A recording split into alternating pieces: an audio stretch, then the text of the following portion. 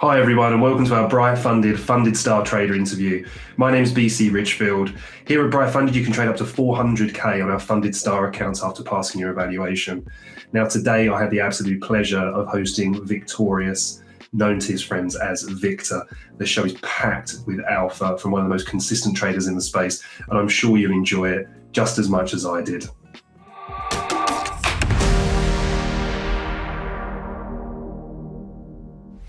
Welcome everyone, BC Richfield here. It's my absolute pleasure to bring you Victorious today, one of our BrightFunded traders with a very, very interesting journey. So before hanging around any longer, let me bring him in to the room.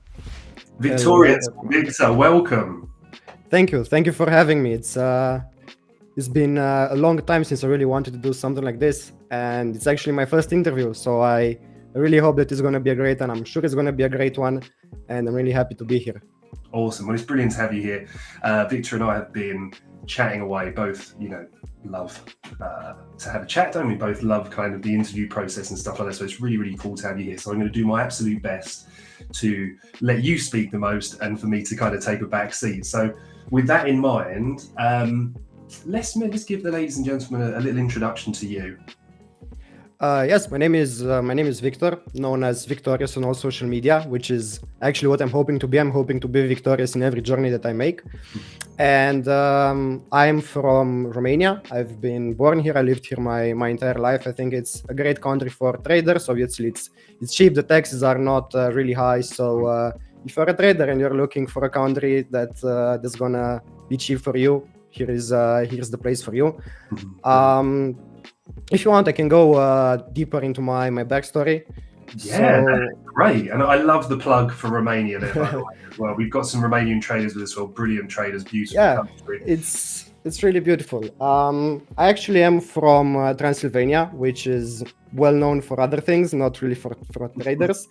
But I've been born here. I was raised as a single child in my family. Obviously, all the attention came to me, and with this, all the pressure as well to perform, which is why for my, let's say, entire school years, I was always, let's say, the first in my class.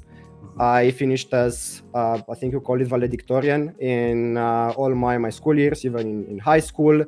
I was an Olympiad level physicist, so I would go each year on the national heat of the physics Olympiad. And that, let's say, kind of helped me to understand charts and numbers. And you will see this transition really soon in my journey, because after high school, I went to study physics and engineering at university. And that's when I realized that my passion is actually working with numbers, with statistics, with mathematics, and more than this, looking at charts. So every single time when there would be, let's say, some theoretical notions in physics, I would really hate that. But then as soon as we started getting some experiments going on and I would plot some charts, drawing conclusions from those charts was always the thing that I enjoyed the most. And then slowly, during the pandemic, I got bored with physics, honestly. I've been doing it for like 10 years, and I said, okay, let's try something new. And I chose trading, because I looked at it like it's a pretty similar thing to analyze a chart in physics and to analyze a chart in trading, because at the end of the day, it's just some lines, two axes, and you try to draw conclusions based on what you see, and then to try and predict actually what that actually means and what is going to happen in the future. So in this sense, I would say physics and trading are really, really similar, and maybe that's one of the reasons why I enjoy doing it so much, trading, I mean, and why I would say that I'm pretty good at it, and I got good at it pretty fast. So regarding my trading journey, during the pandemic, obviously, boredom kicked in, and I tried to start learning how to trade. Obviously, like every new person, I think I started out with stocks. But as a young person, trading stocks got really boring really fast, in the sense that, okay, it's good to invest in stocks for your future. But at 20, what was I? I think I was 20 years old. Yeah, I'm born in 2000. So during the lockdown, I was 20 years old. Obviously, you're not going to think about your retirement plan at 60 years old. You're going to think about faster returns so that you can get those nice vacations going on and some other stuff that young people dream about. And I moved to crypto because the bull run in 2021 was just starting out. And I was really drawn in by the volatility of the market and by the promise that you're going to be rich really quickly. And I think I was lucky enough to not invest a lot of money in the beginning, because my only savings were like, I had, let's say, a scholarship for my university for being the best one in my group, and I invested that money into stocks and into crypto. And the first trade that I made, I think is pretty interesting, was buying Dogecoin at like 9 cents. And I was sitting in my room and I was seeing the price just go straight up. I did not understand anything about what was happening. I just saw my account running up from like a few $100 to over 1,000. Obviously, it was impossible to sell the top. I sold after a price dumped 50% from the top, but it was still a nice 5x from my initial investment. And then I took that profit and said, okay, I'm a genius. And I think that's what everybody can agree to. You get lucky with your first trade. You think you're a genius. You start risking more than you should. You don't really know anything. And obviously, I bought the top in May 2021. And then I lost not almost everything. I lost like 50%. I was still basically in profit from the Doge trade and everything that I lost afterwards. Nice. But I was a little bit sad, of course. I went away for a few months. Obviously, then if you look at the BTC chart or chart of everything, in November it started pumping again. That's when we made the all-time high at 69K on Bitcoin. Obviously, that's when you start hearing about crypto again, and that's when I started trading again, exactly at the top again. You can use me as a top buyer back then. And again, I lost 50% of my money. So I was down to like 25% of what I initially started trading with after that Dogecoin win, basically around what I started with. But the thing was, I was really enjoying it. Because just like I said, I was used to analyzing charts, I was used to analyzing numbers, calculating risk, calculating profits. So I really enjoyed it. And I said, hey, okay, this is something that I find really interesting. Let's try and dive deeper into it. Let's try to understand it a little bit more. And let's try to properly learn how to trade. So that was basically, like I said, from 2020 to 2022, those were 2 years when I was basically just following advice from other people.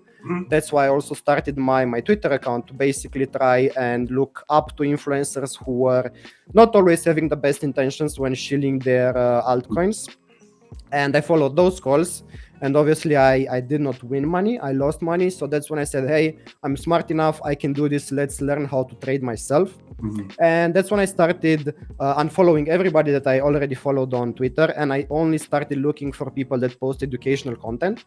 And also started looking up to some traders on Twitch. For example, Follis, in case you know him. He's streaming on Twitch, and he's a big persona on Twitter. And slowly but surely, I started learning how to trade. But that was one thing that I found I was missing, and that was a lot of educational content in the written form. Like, you'd find thousands of videos from ICT and from other people, but sitting to a 2-hour video just to learn one concept was not good enough for me. Like I said, I'm a young person. I like to keep everything fast-paced. Obviously, reading helps with that, because when you're reading, you're learning at your own pace.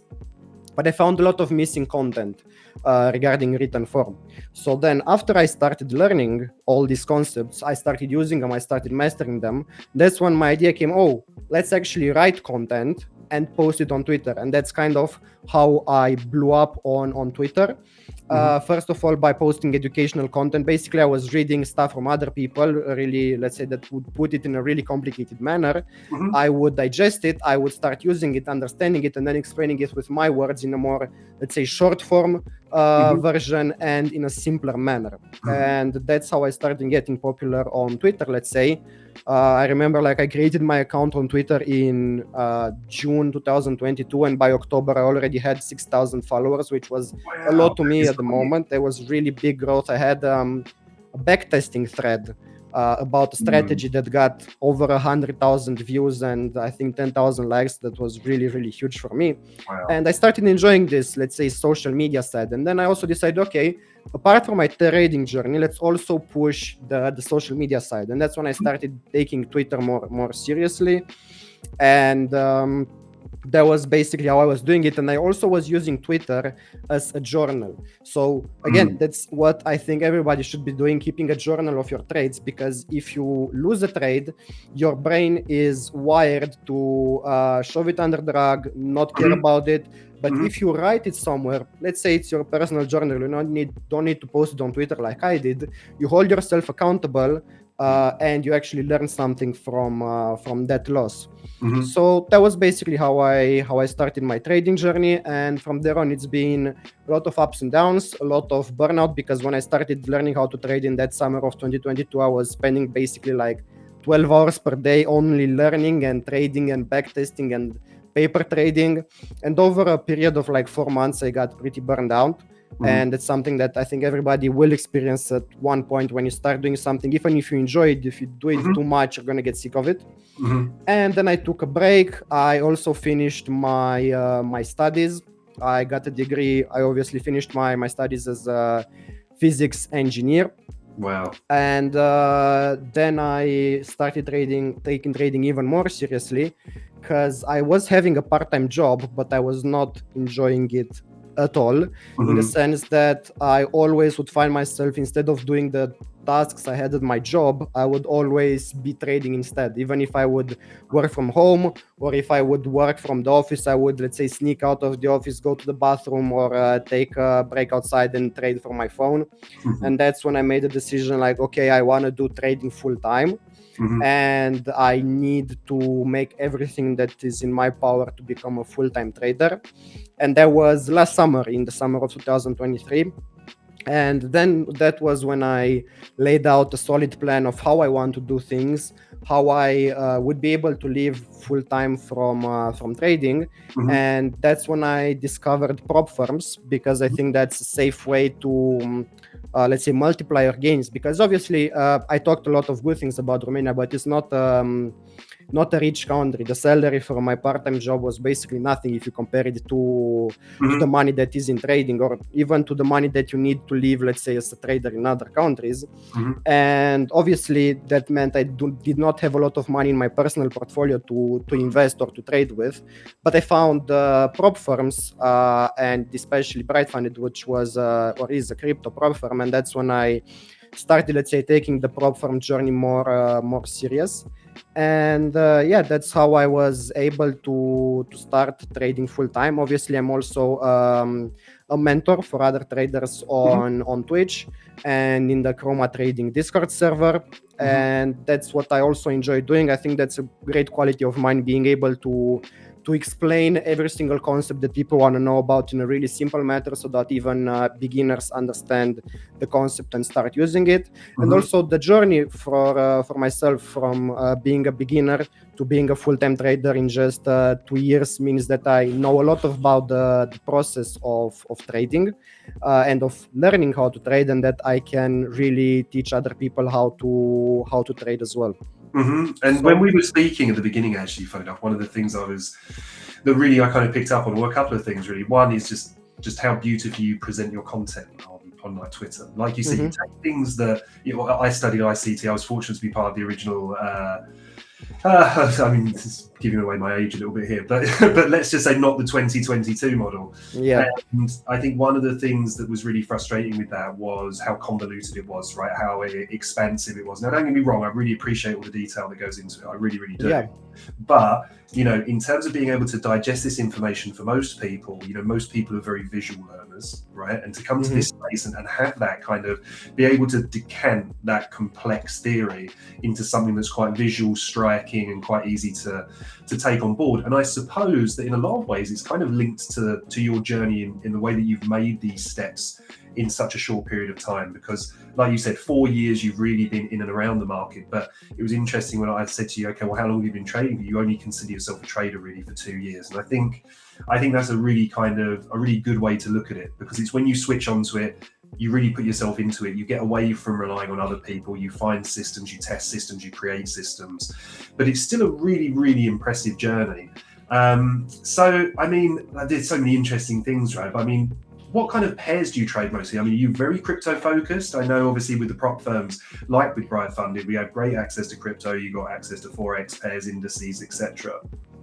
Yes, I mostly and almost only trade Bitcoin, which would, let's say, be something counterintuitive. When you say you trade crypto, you think about trading altcoins and racking up those 5x, 10x profits or really huge moves. But I found that for my trading style specifically, which is really methodical and really, let's say, focused on getting all the components down, Bitcoin is the best because it's the most liquid asset, which means that the liquidity principles that I use are actually the ones that work the best.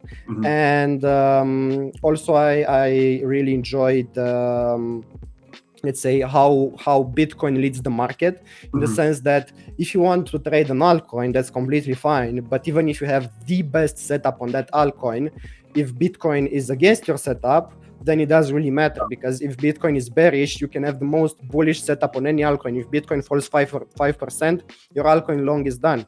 And that's why I said, instead of trying to trade altcoins and then also focus on Bitcoin, because that's actually also important for every altcoin, let's just focus on Bitcoin. And I trade mostly that. I started understanding its price action patterns really well. From time to time, I also trade other pairs, mostly high caps such as Ethereum, Solana, and BNB.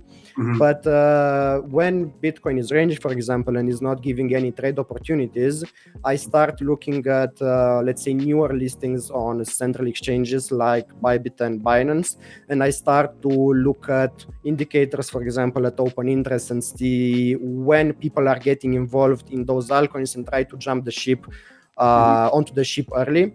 But yeah, I would say like 90% of my trades are Bitcoin, 5% ETH, Sol, and BNB, and 5% are altcoins. I also tried to trade Forex in the past because it really ties up well to the methodical way of trading I have on Bitcoin. The problem was that it moves slightly differently to Bitcoin, and even though the same principles apply, you need to apply them a little bit differently. And I did not spend enough time learning how to do that, because I was already profitable on Bitcoin. And instead of spending time in trying to understand how Forex moves, I would say, okay, let's just stick to Bitcoin. That's what you know how to do. That's what you're good at. That's what makes you profitable. Let's keep doing that and improving on that, instead of trying to divert my attention into more directions. I think what's really interesting about that as well is, speaking to and knowing a lot of traders and a lot of really, really top traders, I think there's one of the really consistent things when I've spoken to them is that they really found that they were helped by focusing on either a single pair, right, or narrowing that whole focus down. Like you say, indices, FX, crypto all move slightly differently. Now, I'm a trader that uses liquidity principles very similar to yourself, but there are different subtleties between them. And I think maybe that's something that's kind of really helped accelerate your progress as well. I think a lot of people they want to trade every pair. Yeah, they want to invest in everything. And the truth of it is, like you say as well, people will dive into the alt market, but BTC's against what your alt setup is. Like you said it perfectly, you can have the best setup in the world. It can be an A++ diamond, right? If Bitcoin wants to go the other way, there's nothing you can do.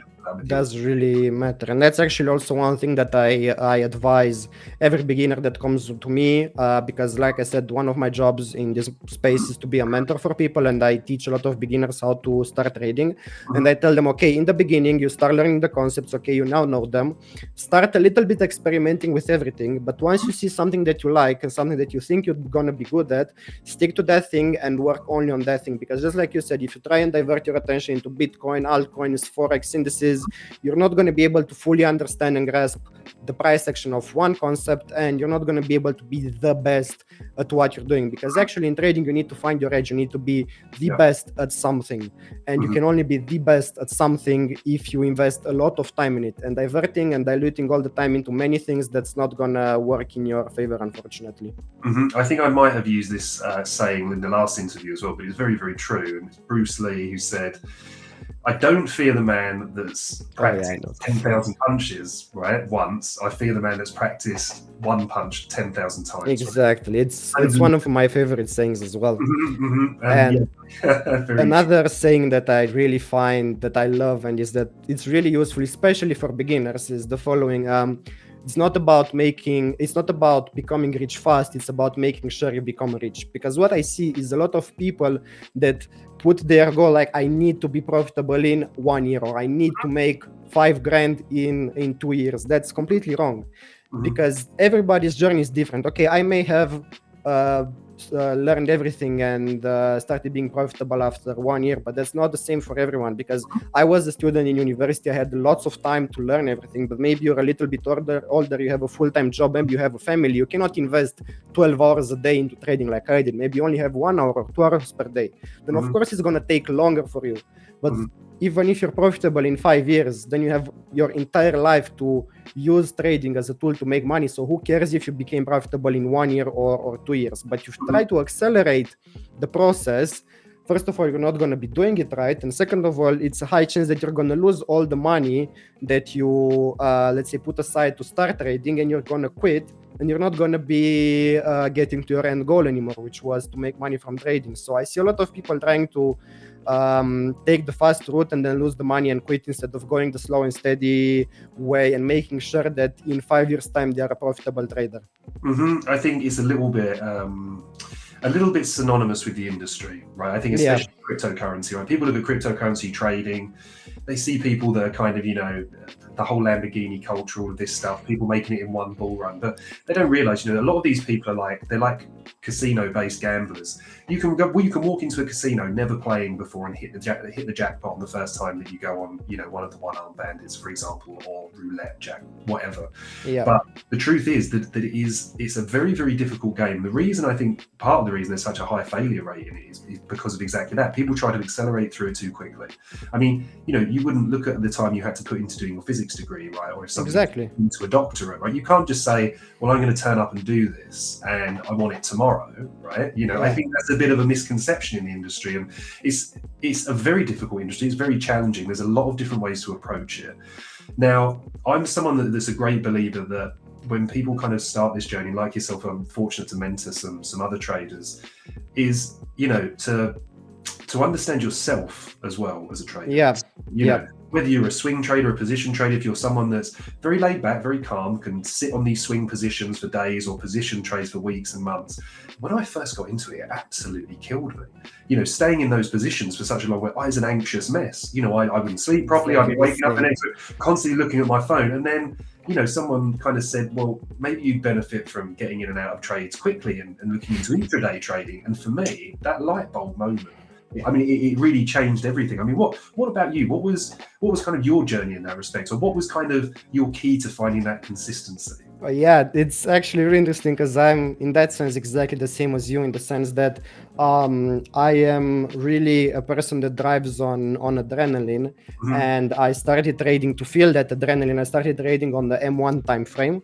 And a lot of people told me it's stupid that you do this, you're going to lose a lot of money if you trade such low time frame, but that was what I was enjoying. And because I was just a beginner, I said, okay, I'm going to listen to people that are more experienced than me, and I started swing trading. And it was the most boring thing ever, the most excruciating thing. I could, just like you said, I could not go to sleep on open positions. I would sit until 5 a.m. in the morning watching my Ethereum swing trade play out, and it sucked. It was not a good feeling. And I said, okay, let's meet somewhere in the middle. And ever since then, I trade the M5 and M15 timeframes, because those are not, let's say, as risky and as adrenaline rushed as the M1, but still don't take a really long time for the trade to play out. It mostly allows me to be in and out of a trade during the same day, during the same session, or maybe at most 2-3 days if the markets are not volatile. I think, for example, my longest trade in the past year has been a 4-day swing on Bitcoin, and that's what I call a swing, a 4-day trade, which is something other people would not even mention as a swing. But just like you mentioned, the moment that everything clicked for me was when I understood that you as a trader, you as a person need to be kind of similar, in the sense that if you are, as a person, are really calm, and just like you said, you don't want to feel that adrenaline, then you can swing trade. If you need to feel something and not gamble, because that's obviously not right, but to be quicker in your decisions, then you need to start taking scalps. And actually, the first thing that I told a friend of mine exactly yesterday, who wants to start out with, look at yourself in the mirror, Try and see what type of person you are, and then you're gonna choose the trading style. It's not the other way around. It's not like, okay, I want to swing, I need to model myself to be a swing trader. No, you are a person in the moment that you start trading.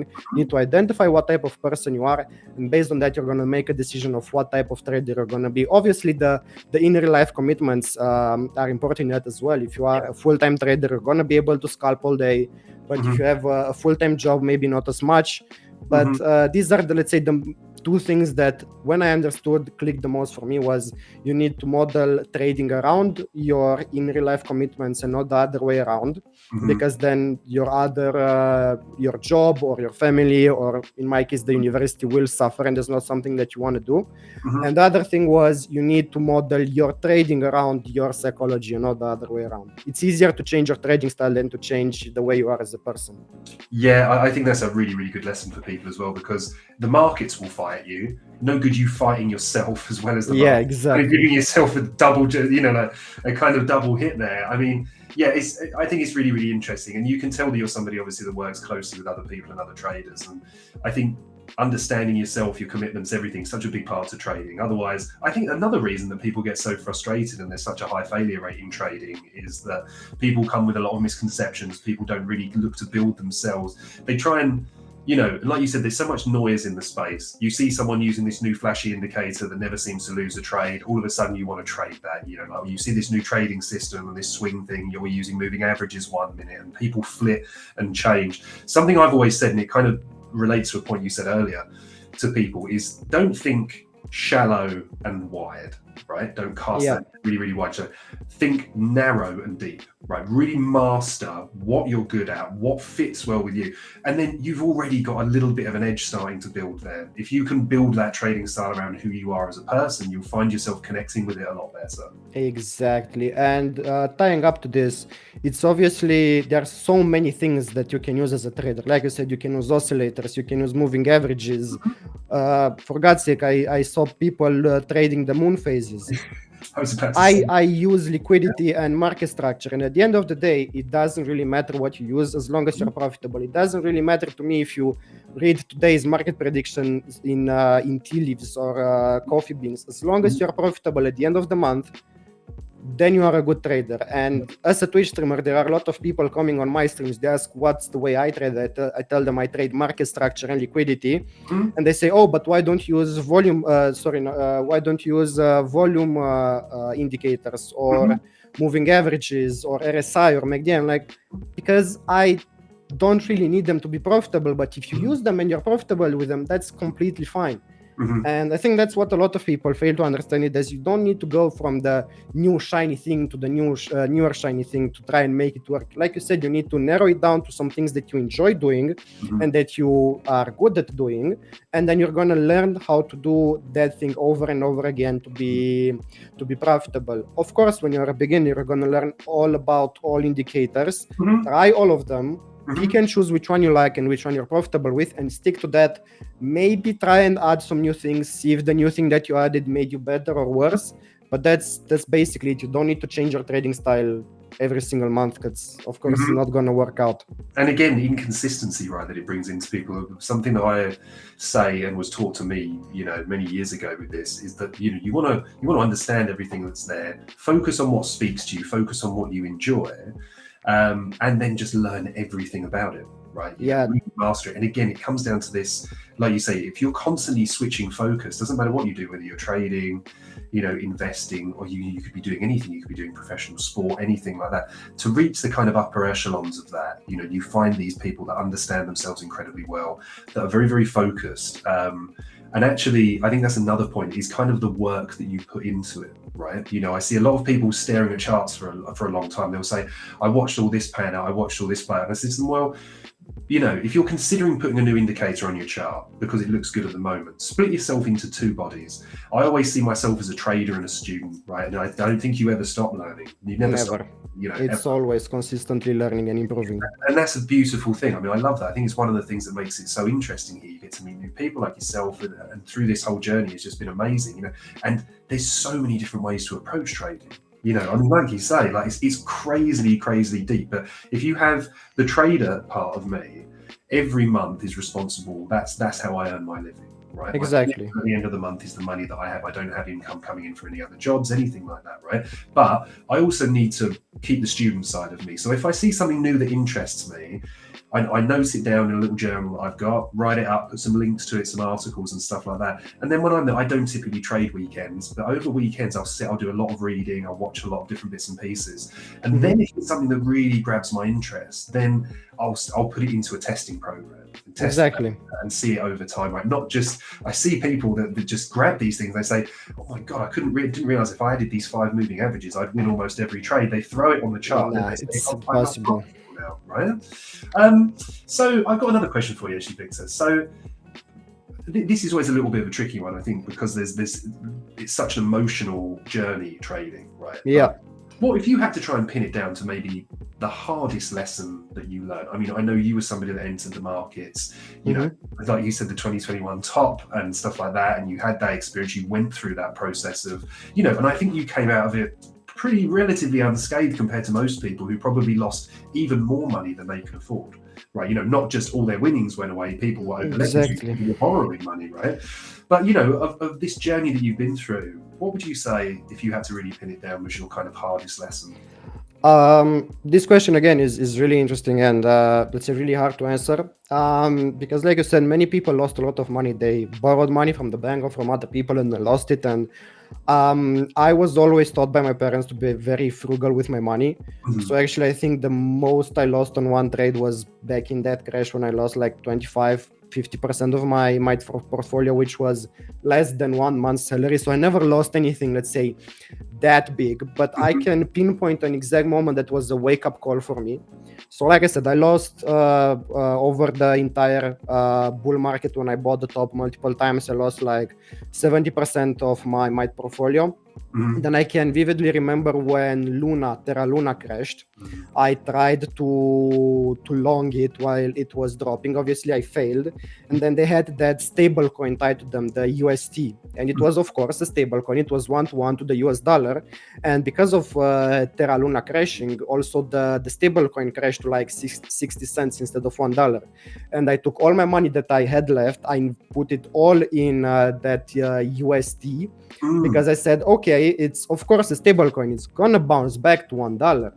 And I went, I cooked myself dinner, I ate, and then I came back to my PC and I saw it's at 93 cents. So I was up like 30% from that trade, 30% of my portfolio, because like I said, I invested everything in it. And I said, okay, I think I'm good enough now. I think I'm gonna take profit now and I'm gonna go to sleep. Next morning, I know that thing was 19 cents. So if I would have not taken profit then, I would have been probably done with trading. I wouldn't be even sitting here today because that was my last money that I had from trading. Obviously, it went to zero afterwards.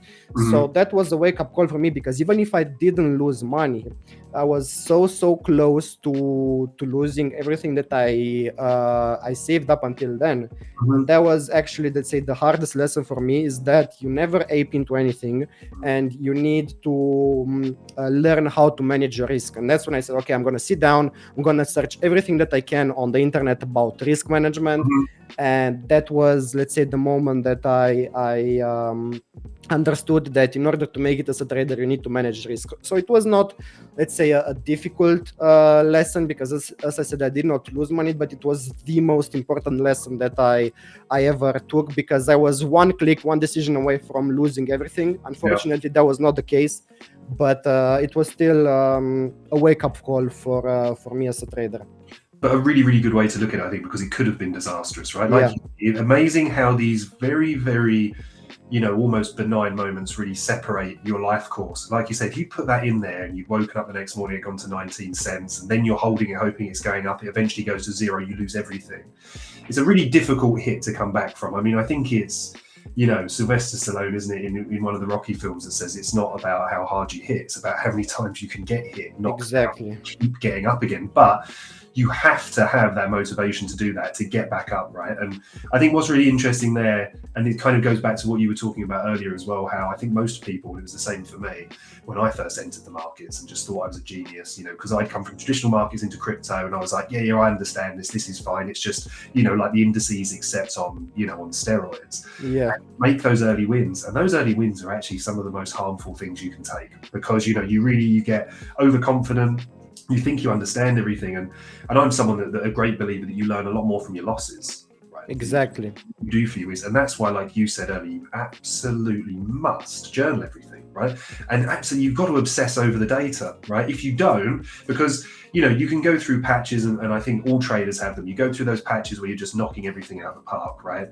And then you go through those patches where everything kind of was working fine, and then for some reason it seems to kind of go off. And the key thing then is sticking to what feels like a losing strategy, knowing that when you run the data, you come out the other side of it, right? Yeah. And it's a difficult thing to do and an easy thing to say, I think. And you've gone through a lot in a really, really short period of time here, and it's really good to kind of hear that.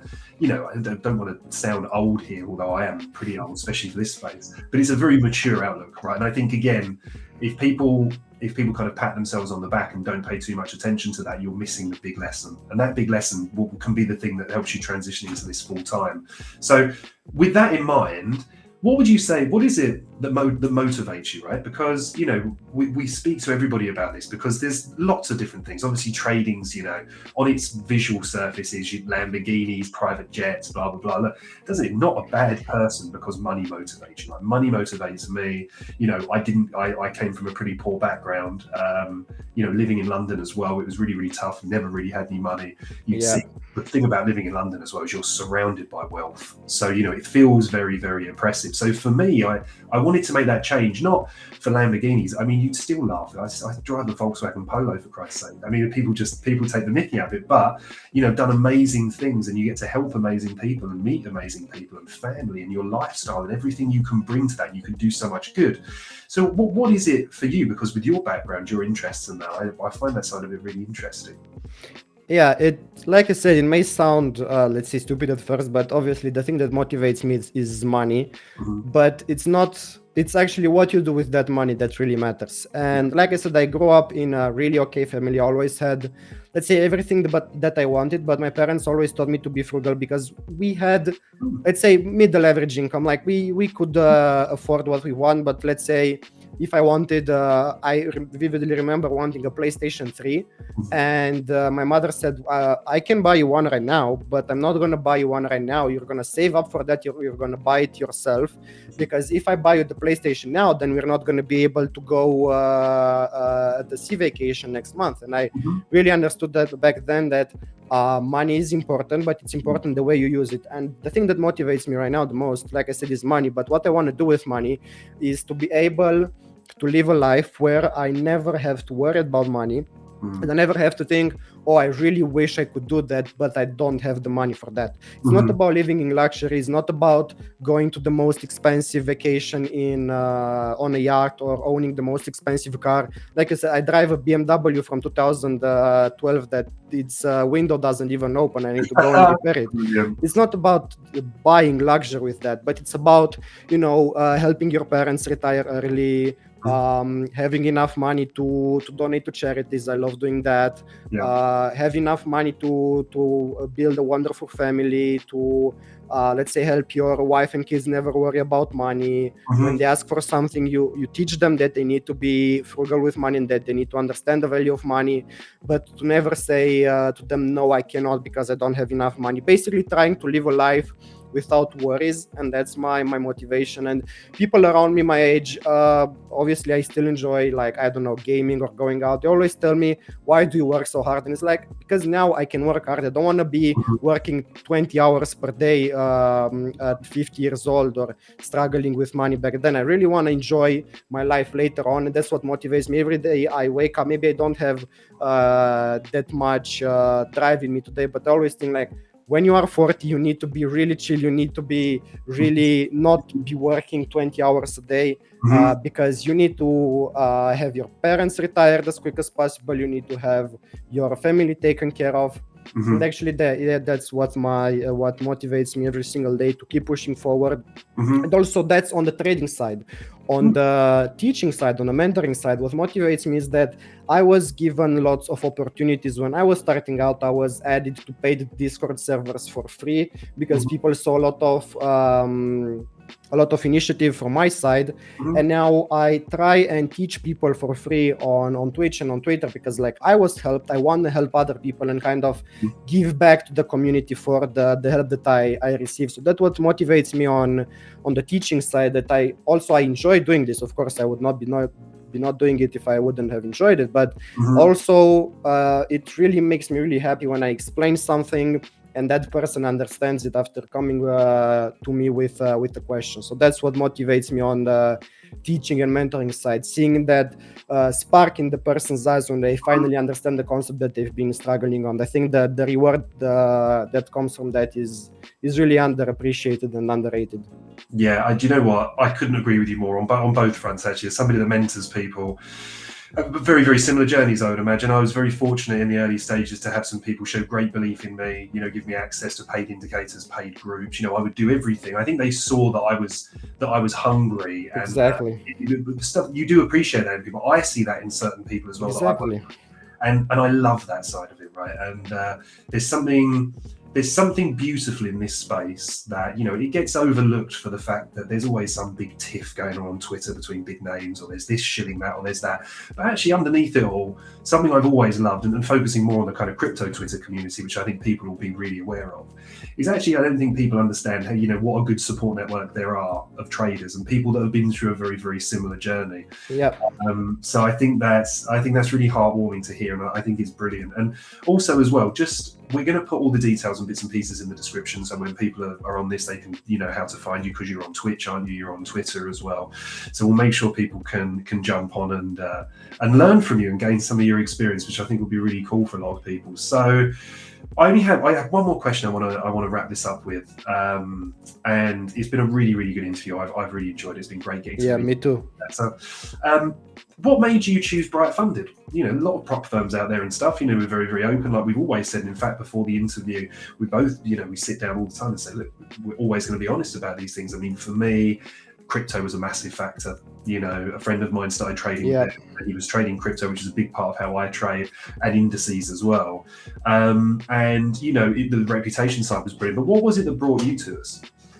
Yeah, so like I said, first I made a decision to use prop firms when I found out, doing obviously mathematical calculations, that for a person that doesn't have a lot of money saved up, because like I said, I live in Eastern Europe where you don't have, let's say, a lot of money compared to other countries, it's really much faster if you go the prop firm route. So I sat down. BrightFund didn't even exist back then when I started looking for prop firms. Obviously, I chose a forex prop firm that also offered you crypto trading, but the spread was so bad. It was like $12 on BTC, $1 on ETH. That's what. And because back then I was trading DM1 and DM5, it was really impossible for me to trade there. Like I would win a trade, and at the end my profits would be half of what I thought they would be because of the spread. And then I moved to another crypto prop firm, but I did not enjoy it because the UI was really bad, and because the platform kept glitching a lot of times, so it made me lose trades. And then I quit. I didn't even look at crypto prop firms anymore, and I started trading forex. That's how I trade forex as well. Obviously did not go as well as on crypto, and I joined back to the crypto side. And then I found out about BrightFunded on Twitter. Obviously, I really, really appreciate their social media content that they've been putting out, because obviously it puts their name on display, and their the qualities of BrightFunded, of course. And I said, okay, let's give them a try. And what I really enjoyed was not having to meet the same issues that I had before. So obviously, like I said, when I was trading at first, there was an issue with spread. On BrightFunded, you had no spread, or like really like one pip or something like that. Another issue was the UI on the previous crypto prop firm that I was using was constantly crashing. The UI on BrightFunded was great. So also the wide variety of crypto coins was one of the things that at first it attracted me. Of course, then I refined my trading style, and I only trade 90% of the time BTC, as I said, and BTC is on most prop firms anyway. But simply the fact that if I decide to trade whatever altcoin, there is a high chance that I have it on there. That's great. So, and also the ease of the rules was one great thing, because they offer 8% profit target for phase one, while most other firms offer 10%, and that 2% can really matter. Like one high time limits as well, I think is definitely a big factor for me. Yeah, exactly. So I think it ties up to all these this factor combined, these all little things that add up, that make me keep using BrightFunded and keep making me believing me that it's the best crypto prop firm, because that's one thing about me. I'm always transparent, I'm always honest. If BrightFunded would have not been the best one, I would have used the best one. So the fact that I'm using it, and I've been using it for 6 months now, it means that for me at least it's the best based on these qualities that I have talked about. No, I couldn't agree with you more. And what a brilliant way to kind of finish this up. And just want to say thank you, Bud, for coming on. Thank you too. Being so open. I think it's been a brilliant interview. I think the people watching this are going to gain a lot from it. And how can people find you on Twitch and on Twitter? On both Twitter and on Twitch, my name is pretty simple. It's Victorious_5. On Twitch, my usual streaming schedule is Monday, Wednesday, Tuesday from 11 a.m. UTC. And that's about me. I also have a YouTube channel that I've planned on starting and posting highlights from my Twitch. Obviously, you're gonna see that on my Twitter as well. I'm gonna talk about it. But I would recommend you guys to follow me and look at my streams if the thing that you want to do is learn. You're not gonna see many trades on my Twitter page. You're not gonna see, I mean, I trade live on Twitch because it's enjoyable, but that's not the point of it, because I think the most important thing is that you learn how to trade yourself, not copy other people. Otherwise you're not gonna make it. So if your goal is to make it as a trader and to become profitable yourself, then I think I can help you in that sense. And looking at my posts on Twitter and watching my streams is a great way for you to understand the concepts that maybe have not been most clear to you, and to grow as a trader. Brilliant. I know I can absolutely vouch for that. I think brilliant content. Really nice to speak to you today, Victorious. Thank you so much for coming on. Thank you too for the invitation. I look forward to the launch of the YouTube channel. Me too. It's been a work in progress that I can finally say it's almost done. Fantastic. Well, look, thank you so much again. Have a wonderful evening. I look forward to catching you at BrightFunded soon. Thank you very much. Goodbye, mate. Bye. Well, that concludes our interview, and what an absolutely brilliant one it was. Don't forget to subscribe, smash the likes and social love in the comments for Victorious. I look forward to seeing you at the next one.